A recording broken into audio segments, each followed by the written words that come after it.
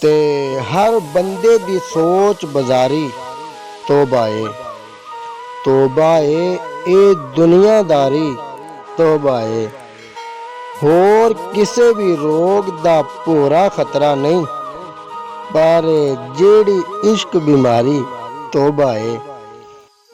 जेड़ी ओदे नाल गुजारी क्या कहने, ओ जेड़ी ओदे नाल गुजारी क्या कहने, पर जो ओदे बाद गुजारी तौबा ए। जिस राह जोबन टलदा जांदा सू, हुंदी जावे होर प्यारी तौबा ए। राती रिंदा नियत कीती तौबा दी, तौबा करके पी गए सारी तौबा ए। हर बंदे दी सोच बाजारी तौबा ए ए दुनियादारी तौबा ए।